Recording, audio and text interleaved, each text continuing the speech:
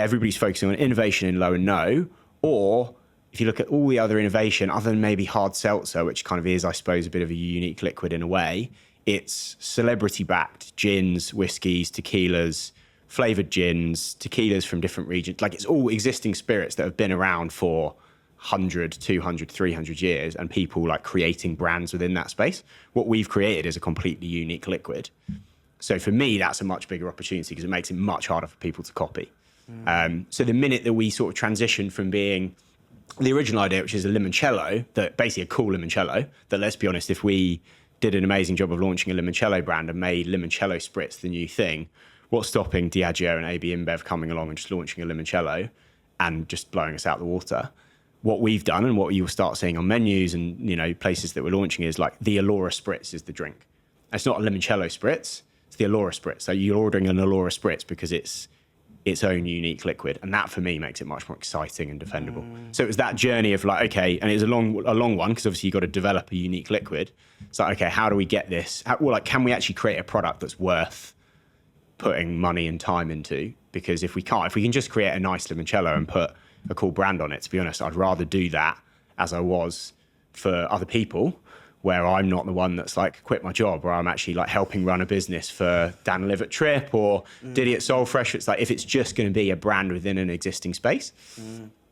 It's I've got this thing that I've talked about, which is almost like the antidote to unique selling points. I think what you've said there is so interesting. It's like the coolest brand wins, or the one with the biggest USP wins, right? And I was like, well, I've written about this a lot. It's like, not every man on their dog is basically saying we've got a different USP, right? Or our USP is better. And actually what I was saying is UCPs, which are unique category plays. So it's like, take a step back and look at which category hasn't been touched in yonks. Yeah. The obvious example is Bold Bean, right? Like the other example would have been probably Rude Health and Oatly with oat milk. It's like, that's a dormant category there.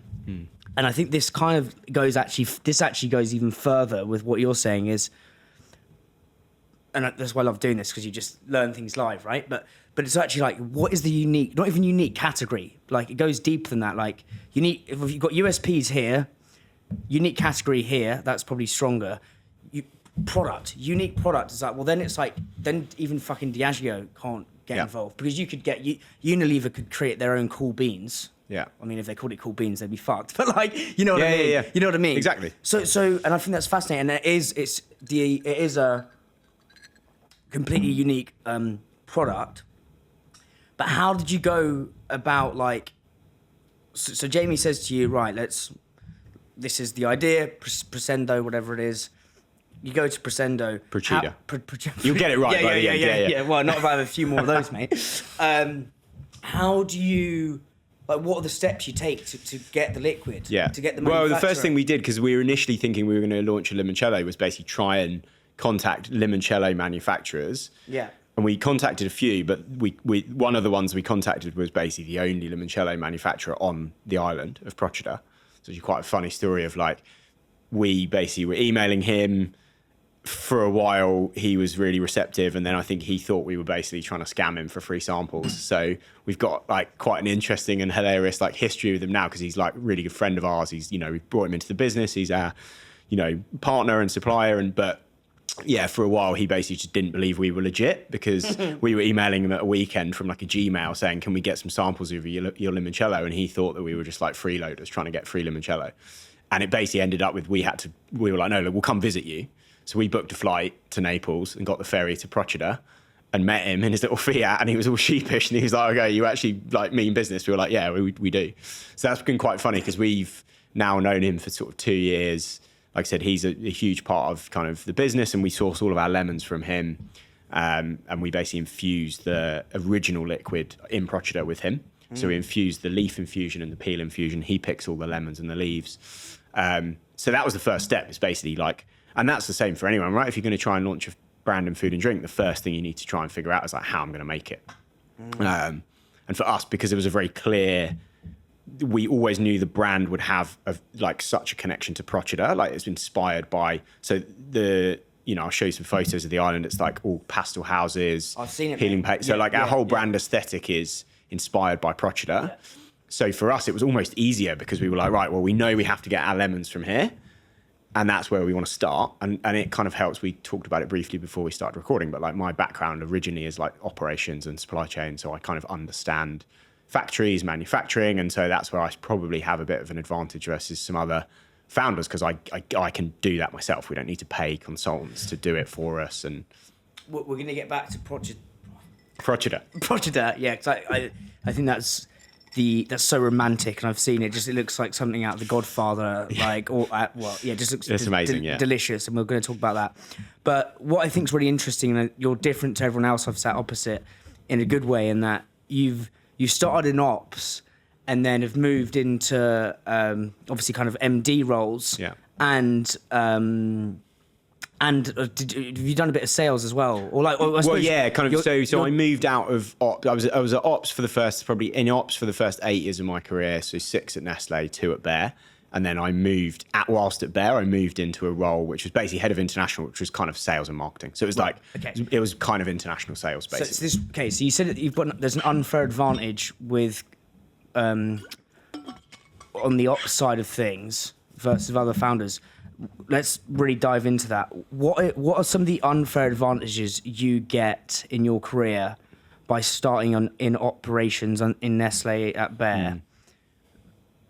That when you go into sales and marketing, like what are some of those unfair advantages? Yeah, no, I think I speak to people about this because obviously I think because of personality types, a lot of founders and a lot of even MDs and GMs are from sales and marketing backgrounds.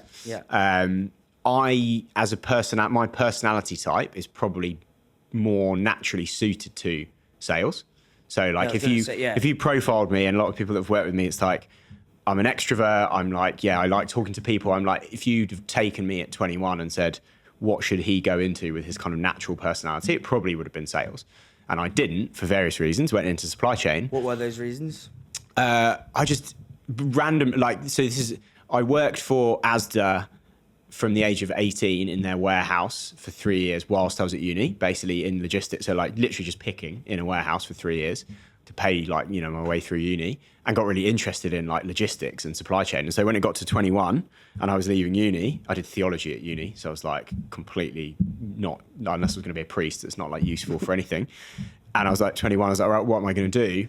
And I basically had 2 routes. One, which was, I love fitness. So I was like, I'm going to be a Royal Marine. So I had an interview with Marines, which I was going to do. And then the other one was like, I'm quite enjoying like this warehouse logistics vibe.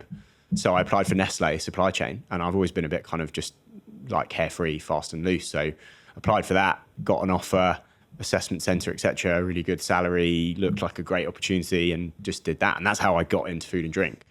So I kind of fell into supply chain really through just not being the kind of person that's like, I should do this, I should do that. But it was great because what it taught me is all the things that I wouldn't have learned if I'd have just gone down the natural path. And actually sales is a lot easier to learn in the sense that there's less like specialist knowledge. Obviously you've got specialist knowledge of like P&Ls and, customer investment and kind of, but supply chain is quite specialist. And a lot of people don't know and also don't have an interest in learning it. It's very rare you get people going from sales to supply chain. So if you start in sales, you're kind of probably going to work your way up in sales, become a GM or MD, and always need somebody to help you with operations and supply chain. Whereas I kind of did the opposite, which is like learn enough about operations, factories, supply chain, and then eventually when I was kind of probably about 30, move out into more of a kind of general management sales sort of space. But it's definitely helped me with, Soul Fresh in particular, where we, set up a kombucha brewery and manufacturing, and then same thing obviously now. Yeah, I definitely think you're an outlier in that regard, in that, it's very reductionist for me to say like all ops people shouldn't be in sales, but I think a lot of ops people, just by the, I don't know if you want to do like the Myers-Briggs, whatever you want to call it. Like, I think it's much easier for you specifically, Dom, because like you are gregarious, like